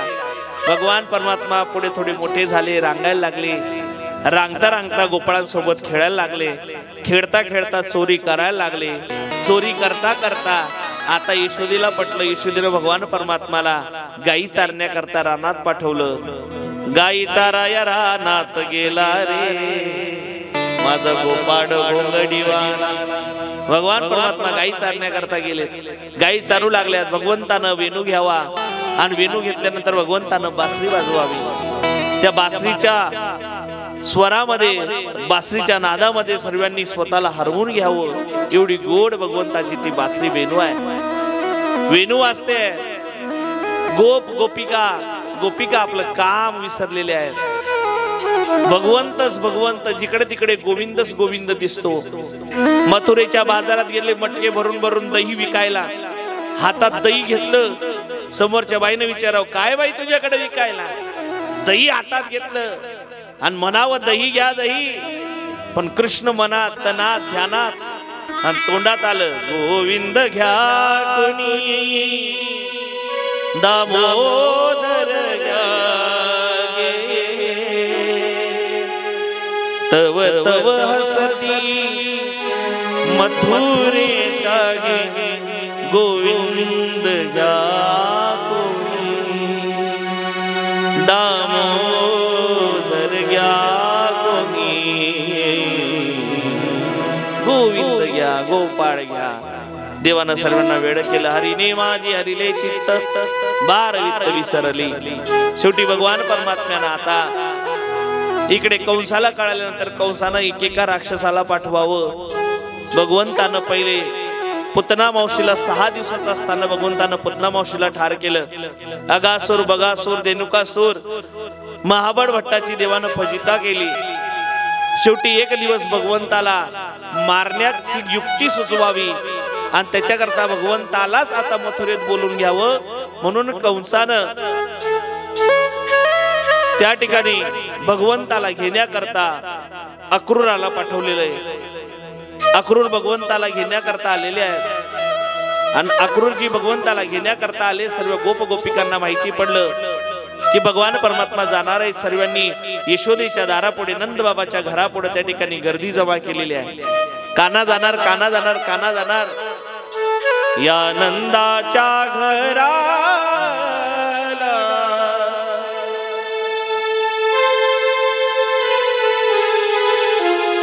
नंदाच्या घरापुढे सर्व गोपिका येऊन उभ्या आहेत। अक्रूर महाराज त्या ठिकाणी भगवंताला घेण्याकरता आलेले आहेत। मोठा पोहापो आहे, पण आपल्याकडे वेळ तेवढा नाही। अक्रूरानं देवाला समजवावं, देवानं गोप गोपिकांना समजावं, यशोदे मातेला समजावं, पण कोणी ऐकत नाही। देवाचा नाईलाज आहे। देवानं आश्वासन दिलं, मी पुन्हा परत येईल, मी पुन्हा परत येईल। आणि जो म्हणतो मी पुन्हा परत येईल तो खरंच पुन्हा परत येत असतो, हे आपल्या लक्षात आलेलं आहे। मग यांना असं वाटलं देव पण परत येईल। शेवटी भगवान परमात्मा अक्रूराच्या रथात बसले। रथ गेला निघोनी भगवंताचा रथ निघून गेला, सर्व रडू लागले. इकडे भगवंतानं मात्र कुब्जेचा उद्धार केला. पुढे मुष्टी चाणूरसाठी मोठमोठे मल्ल युद्ध त्या ठिकाणी युद्धात यांना हरवलेला आहे. त्या ठिकाणी नंतर अनेक राक्षसांचा नायनाट करत करत भगवान परमात्म्यांनी ज्या कंसानं अधर्म पाप विचार वाढवलेला आहे, शेवटी त्या कंसासोबत युद्ध करावं आणि भगवंतानं कंसाचा वध करावा आणि मात्र अधर्म वाढत असणारा धर्माची स्थापना भगवान परमात्म्याने पुन्हा करावी आणि सर्वांनी त्या ठिकाणी भगवंताचा जय जयकार करावा. बोलो गोपाल कृष्ण भगवान की जय. सर्वांनी भगवंताचा जय जयकार केला, आनंद झाला. आता कंसाचे वडील उग्रसेन यांना त्या ठिकाणी राजा बनवण्यात आलं. भगवान परमात्मा तिथे राहू लागले. आता मात्र भगवान परमात्म्याने ठरवलं, आता मला गुरुकडे अध्ययन करण्याकरता जायचंय. भगवान परमात्मा संदीपनी ऋषीकडे अध्ययन करण्याकरता गेले. तिकडनं परत आले. तिथं त्यांच्या एका मित्रासोबत त्या ठिकाणी मैत्री झाली, ज्याचं नाव सुदाम ब्राह्मण आहे. पुढे भगवान परमात्म्यानं स्वतः करता सोन्याची द्वारका बनवली. द्वारका बनवल्यानंतर भगवंतानं एक नाही, दोन नाही, तीन नाही, जवळजवळ 16,108 पत्न्यांसोबत भगवान परमात्म्यांनी लग्न केलं. पट्ट राण्या किती होत्या? 8. रुक्मिणी, सत्यभामा, जामवंती, कालिंदी, मित्रवंदा, लक्ष्मणा, भद्रा, जवळजवळ 8 भगवंताच्या पट्ट राण्या आहेत. 16,100 एका राक्षसानं पडून नेले. त्या राक्षसाचा वध केला. देवा आम्ही घरी जाणार नाही, तुम्ही आमचा स्वीकार करा, नाहीतर आम्ही जीव त्यागू. भगवान परमात्म्याने त्यांचा स्वीकार केला. अशा पद्धतीने भगवंताचे 16,108 लग्न झाले. पुढे रुक्मिणी पासून भगवान परमात्म्याला त्या ठिकाणी एक संतती प्राप्ती झाली. एक मुलगा जन्माला आला, ज्याचं नाव प्रद्युम्न ठेवलं. आणि या प्रद्युम्नला त्या ठिकाणी शंभरासूर नावाचा दैत्य पळवून घेऊन गेला. आता प्रद्युम्न दिसत नाही. देवाला आता मात्र त्या ठिकाणी अडचण निर्माण झाली, चिंता निर्माण झाली. पोटचा पोरगा जर दिवसातून डोळ्यापुढे आपल्याला दिसत नसेल तर बापाचा आणि आईचा जीव कासावीस होतो. आता पोरगा दिसत नाही, काय करावं, काय करावं? अरे घरातली सर्व लोक त्या कर्त्या व्यक्तीला आपले प्रॉब्लेम सांगत असतात, पण त्याच व्यक्तीला जर अडचण आली तर त्यांनी कोणाला सांगावी? शेवटी देवाच्या लक्षात आलं. देवानं पुन्हा त्या ठिकाणी जगदंबेची उपासना केली. जगदंबा शरणम, जगदंबा शरणम, जगदंबा शरणम, जगदंबा शरणम, जगदंबा शरणम, जगदंबा शरणम. जगदंबा मैया प्रसन्न झाली. सांगितली, काळजी करू नको, काळजी करू नको कृष्णा. तुझा जो मुलगा आहे तो 16 वर्षाचा झाल्यानंतर त्या शंभरासुराचा वध करून पुन्हा या नगरात परत येईल. आईचा आशीर्वाद आणि आईचं वचन ऐकलं. भगवंताला आनंद वाटला. पुढे सत्यभामानं त्या ठिकाणी भगवंताला सांगावं, भगवंतानं सुद्धा जिच्या पुढे हात जोडावेत तिला पत्नी म्हणतात. बाल हट्ट आणि श्री हट्ट, चांगले चांगल्याचे मन होतात घट्ट, आणि म्हणून त्याला बाल हट्ट आणि श्री हट्ट म्हटलं जातं. देवानं सत्यभामाची हट्ट पुरवण्याकरता इंद्रलोकात जाऊन, स्वर्गात जाऊन देवांसोबत युद्ध करून पारिजातकाचं झाड आपल्या दारापुढे आणलं. पुढे जामवंतीनं देवाला सांगितलं, म्हणले देवा मला सुद्धा तुमच्यापासून संतती पाहिजे, मला सुद्धा मुलगा पाहिजे. अगं तू त्या ठिकाणी जीव नाही, तू मनुष्य नाहीस, तू प्राणी आहेस. नाही देवा मला माहिती नाही. भगवंताला पुन्हा संकट पडलं. पुन्हा भगवंतानं देवीची आराधना केली आणि भगवतीच्या कृपेनं त्या जामवंतीला सुद्धा मुलगा झाला. एवढी लीला, अगाध लीला आणि अगाध करुणा त्या ठिकाणी भगवतीची आई जगदंबेची आहे. पुढे या आई जगदंबेनीच ब्रह्मा विष्णू महेश यांना सांगितल्यामुळे ब्रह्मानं या सृष्टीची निर्मिती केली. मनु आणि शत्रुपा ही पहिली जोडी या भूतलावर जन्माला आली. या मनु आणि शत्रुपाला 2 मुलं आणि 3 मुली आहेत. मुलाचं नाव त्या ठिकाणी प्रियव्रत आणि दुसऱ्या मुलाचं नाव उत्तानपाद आहे. 3 मुली आहेत, आकुती, देहुती आणि प्रसूती. आकुती, देहुती, प्रसूती. आकुती दिली ही रुची राजाला, रुची ऋषीला. देहुतीचं लग्न केलं कर्दम ऋषींसोबत आणि प्रसूतीचं लग्न झालं त्या ठिकाणी दक्ष प्रजापती सोबत. आणि याच दक्ष प्रजापतीला 60,000 मुलं याच दक्ष प्रजापतीच्या पोटी जन्माला आली. ती म्हणजे सती. ज्या सतीचं लग्न भगवान शिवजींसोबत झालं. कथा भाग आपल्याला माहिती आहे. सतीचं लग्न भगवान शिवजींसोबत झालं, पण लग्न झालं, पण शिवजी कसे आहेत? शिवजी म्हणजे आमच्या शिवजींना बघितलं तर त्यांचं स्वरूप बाकीच्या देवांपेक्षा वेगळंच आहे. कारण ते कोण आहेत? महादेव. वो महादेव है, देव के देव महादेव. आणि त्या महादेवाचं स्वरूप बघा तुम्ही. भस्म उटी रुंडवाडा, हाती त्रिशूल नेत्र ज्वाळा, गजचर्म व्याघ्रांबर, कंठी शोभे वासुकीहर. भगवंताचं वर्णन आहे. त्या भगवंताचं स्वरूप पाहिलं. पण एक दिवशी त्या दक्ष प्रजापतीनं त्या ठिकाणी एक यज्ञ करायचं ठरवलं आणि त्या यज्ञामध्ये त्या सभेमध्ये पहिला मान त्या ठिकाणी भगवान शिवजींना दिला. आपले जावईत म्हणून त्यांना मान दिला. पण मान दिल्यानंतर दक्ष राजा ज्यावेळेस त्या सभेमध्ये दक्ष राजानं प्रवेश केला, सर्व देव जागेवर उभं राहून दक्ष राजाला त्या ठिकाणी प्रणाम करू लागले, त्यांना मान देऊ लागले, सन्मान देऊ लागले. मात्र भगवान शिवजी काही जागेवरनं उठले नाहीत. कारण भगवान शिवजींना तुम्ही कधी बघा, ते फक्त ध्यानस्थ आहेत. कसे? बोला बोला, कसे? ध्यानस्थ आहेत, मौन. कायम माझ्या भगवान भोलेनाथाचं मौन आहे. सांगू तुम्हाला, या जगात राहून जगाशी बोलण्याकरता माणसाला फोन लागतो आणि देवाशी बोलण्याकरता माणसाला मौन लागतं. देवाशी बोलायचं असेल ना, मग मौन पाहिजे. भगवान भोलेनाथाचं मौन आहे. ध्यानस्थ आहेत, ध्यानात मग्न आहेत. त्यांना कळालं नाही की त्या ठिकाणी दक्ष प्रजापती कधी आले. दक्ष प्रजापतीला असं वाटलं आपला अपमान झाला, इथून पुढे त्या ठिकाणी शिवाला बोलवायचं नाही, जावई जरी असला तरी नकोय. पुढे एक मोठा यज्ञ त्या ठिकाणी दक्ष प्रजापतीनं केलं. त्यामध्ये प्रत्येक देवाला स्थान दिलं, मात्र शिवजींना स्थान नाही. सर्व त्या ठिकाणी दक्ष प्रजापतीच्या घरी यज्ञाकरता पूजेकरता जाऊ लागले. पार्वतीनं पाहिलं की विमान, आकाशातून विमानं चाललेली आहेत. नारद स्वामींचं आगमन झालं. नारद स्वामींना विचारलं, काय चाललंय, सर्व देव कुठे निघाले? म्हणले, तुम्हाला माहिती नाही? अहो, तुमच्या वडिलांकडे यज्ञ आहे, तुम्हाला पत्रिका नाही का? पार्वती म्हणते, सती म्हणते पत्रिका आली होती, पण ती कुठं ठेवली गेली माहिती नाही. आली होती पत्रिका. कारण घरचं बाहेरच्या माणसाला का सांगावं? घरातल्या घरात भांडून घ्या, पण चार चौघात आपलं भांडण कधीच येऊ देऊ नका. भाई, लोगों की आदत है, लोग रो रो के पूछते हैं और दुनिया को हंस हंस के बताते हैं. म्हणून आपले घरातले प्रॉब्लेम घरातच ठेवा, चार लोकांमध्ये येऊ देऊ नका. आणि खास करून तुम्हाला विनंती आहे, माझ्या बहिणी माझ्या आईंना, सांगजो नको कोणले, सांगजो नको कोणले, आखा गाव मा चर्चा हो जा. म्हणून आपल्या घरातलं बाहेर कधीच येऊ द्यायचं नाही. सती माता म्हणते, आली ती पत्रिका, कुठं ठेवली माहिती नाही. सती माता विचार करू लागली, बापाकडे यज्ञ आहे, मला बोलवलं नाही. होऊ शकते एखादी वेळेस मोबाईलला रेंज नसेल, होऊ शकते एखाद्या वेळेस मोबाईल सायलेंटला असेल म्हणून बोललं गेलं नाही.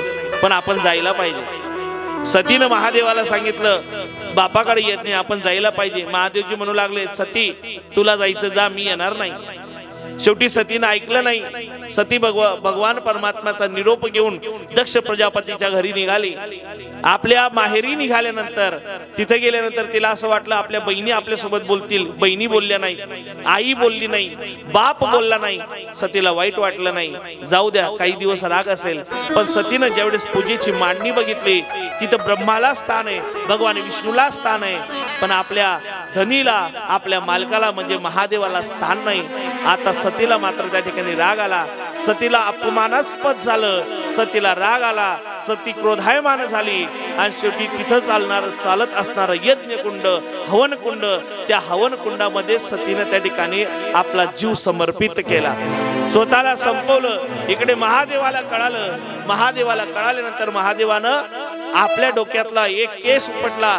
जमिनीवर त्या केसापासून वीरभद्र नावाचा त्या ठिकाणी एक महान दैत्य निर्माण झाला. त्या वीरभद्राला सांगून आणि आपल्या मृतगणांना पाठवून दक्ष राजाच्या यज्ञाचा विध्वंस केला. दक्ष राजाचंही मुंडकं उडवलं गेलं. पुढे भगवंताच्या कृपेने पुन्हा त्यांना बोकडाचं मुंडकं बसवलं गेलं.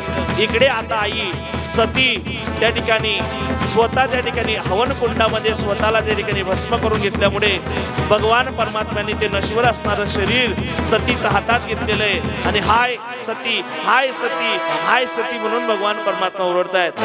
त्या विकोपात, त्या शोक कालामध्ये त्या ठिकाणी महादेवजी वाहून गेलेले आहेत. आता काय करावं? महादेवजी जर या परिस्थितीत असेल तर आपलं कसं होईल? शेवटी सर्वजण भगवान विष्णू परमात्म्याला शरण गेलेत. भगवान विष्णू परमात्म्यानं आपलं चक्र सोडलं.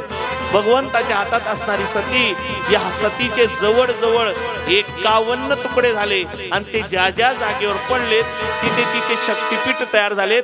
51 शक्तिपीठ सतीच्या शरीरापासून निर्माण झाले. आणि त्यापैकी 3.5 शक्तिपीठ हे आपल्या महाराष्ट्रात आहेत. आपण भाग्यवान आहोत की जगाच्या पाठीवर हे असं राष्ट्र आहे की ज्या राष्ट्रामध्ये 3.5 शक्तिपीठ आहे.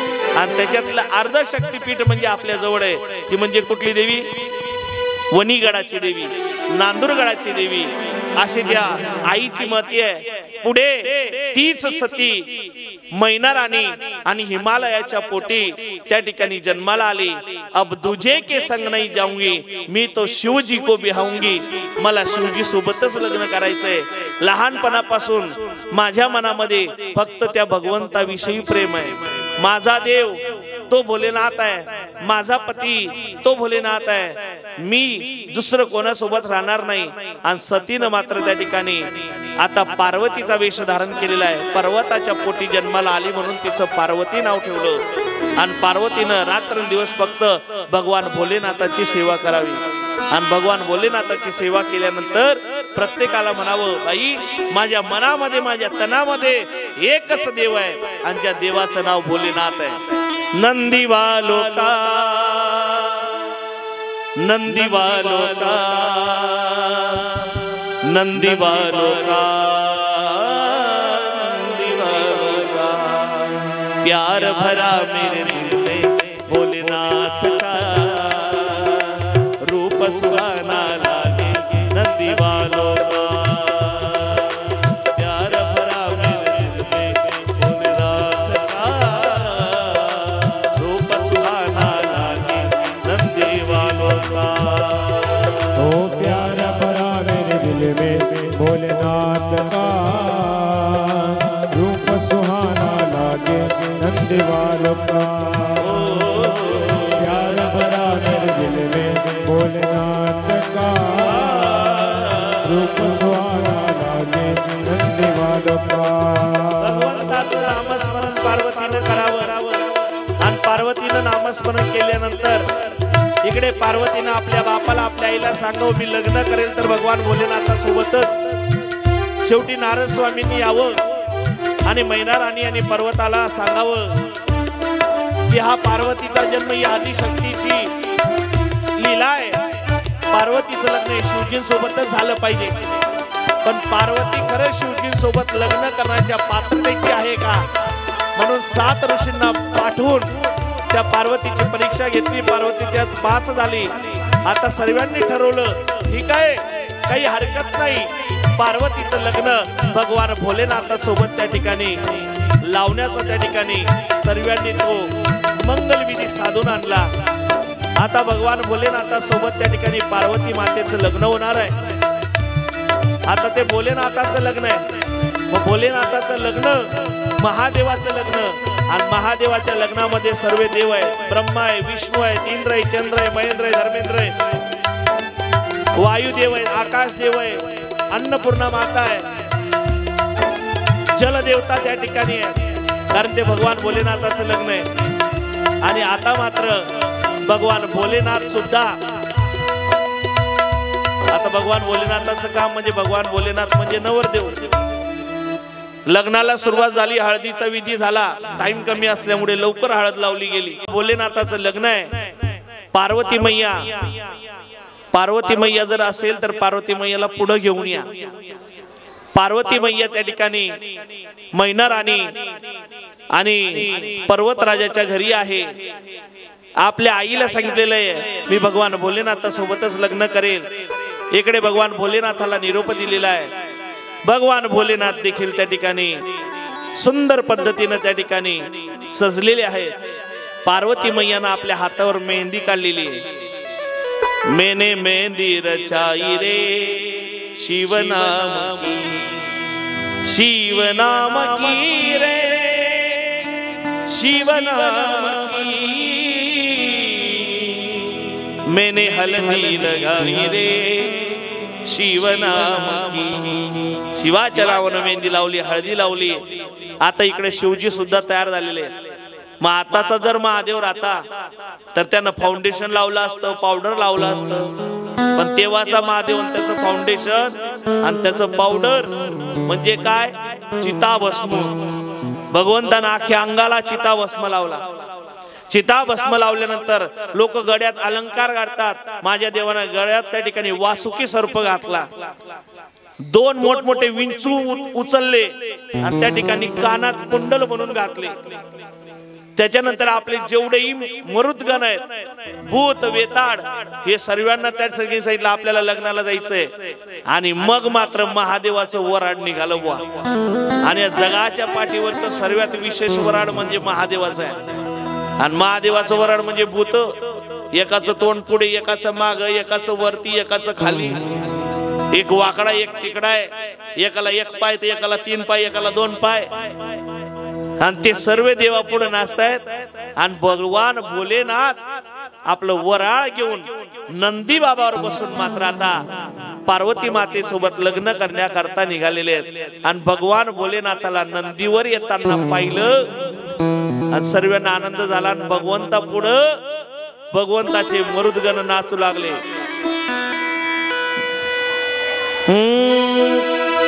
हो बैल पे चढ़ के आ गए भोले, सर्वांनी टाळी वाजवायची आहे. डम डम डमरू शिव का बोले, खुशियों की रात आ गई, खुशियों की बारात आ गई, खुशियों की रात आ गई, खुशियों की बारात आ गई.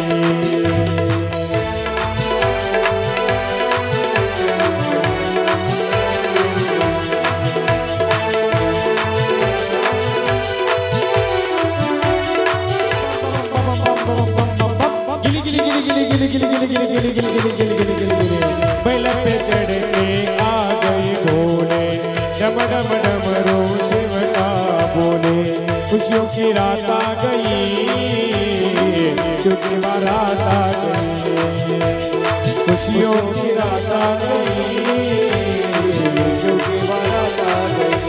हरि बोल.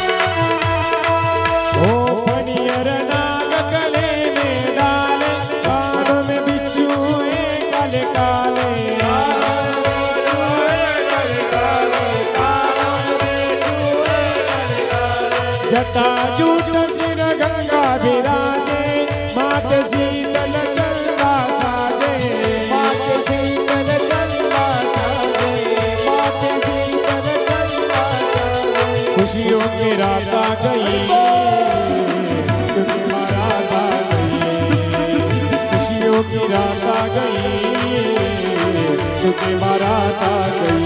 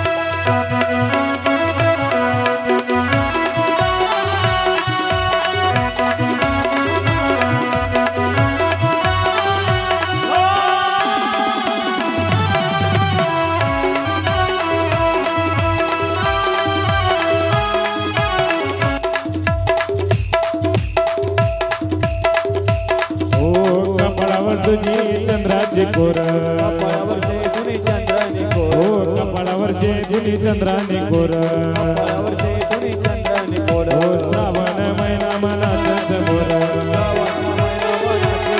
ओढवा देवा उकड तिसरा डोळा चल रे मला ओढवा देवा उघड तिसरा डोळा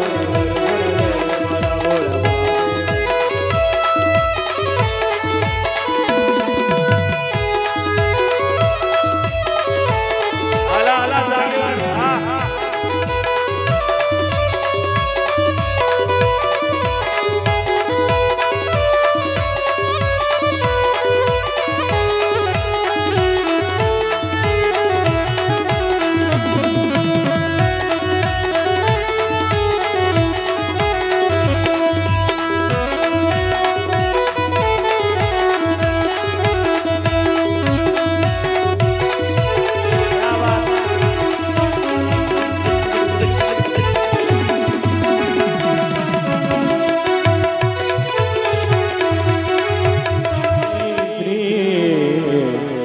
गणनायक गजमुख मोरेश्वर सिद्धिदो अक्षर वाटून द्या, अक्षर. बल्लाडो मुरडं विनायक महो चिंतामणी स्तेवर लेण्याद्री गिरिजात्मक सुरवर विघ्नेश्वर ओझर ग्रामोराजन संस्थित गणपती कुर्यात् सदा मंगल शुभमंगलं शुभं भवतु सावधान गंगा सिंधु सरस्वतीच यमुना गोदावरी नर्मदा कावेरी शरयो महेंद्र तनया शर्मवती वेदिका क्षिप्रावेद्रवती महासुर नदी ख्याता गया गंडकी पूर्णात् पूर्ण जले समुद्र सविता कुर्यात् सदा मंगलम् वधूवर्यो शुभं भवतु शुभ लग्न सावधान 18 विश्व लग्न प्रवर्तते सावधान गहिवरला मुका हुंडका बरुणिये तोर लडकी लेक चालली दूर लडकी लेक चालली दूर कन्याधन हे परक्यासाठी ज्याचे त्याला देऊनी हाती तुटे आतडे कंठ दाटला डोळावा हे पोर लडकी लेक चालली दूर लडकी लेक चालली दूर निरोप द्यावा पाठवणीचा माहेराच्या आठवणीचा गहिवरला गहिवरला गहिवरला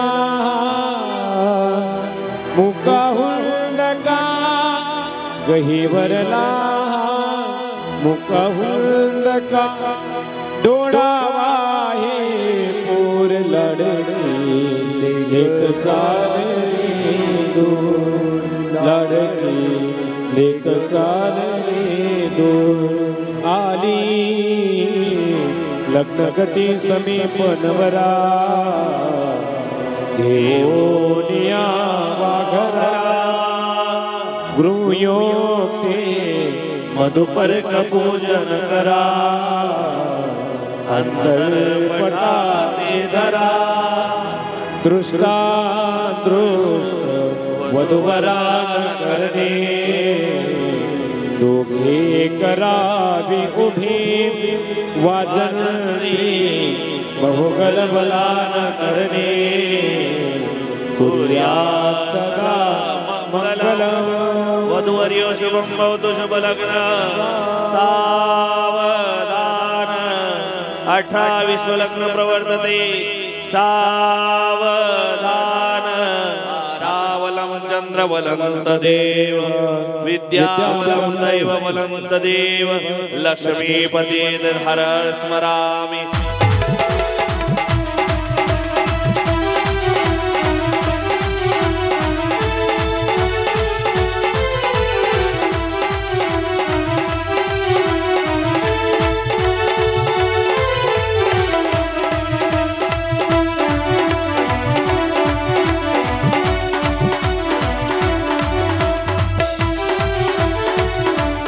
जटाधारी सुनो महादेवा ओ मेरे भोले से भोले बाबा मेरे भोले से भोले बाबा मेरे भोले से भोले बाबा ताड़ी वाला ताड़ी हाँ भोले से भोले बाबा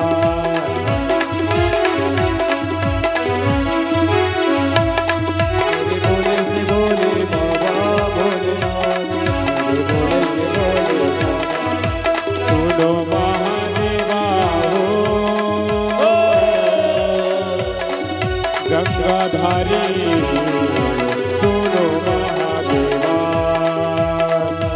भोले से भोले बाबा मेरे भोले से भोले बाबा मेरे भोले से भोले बाबा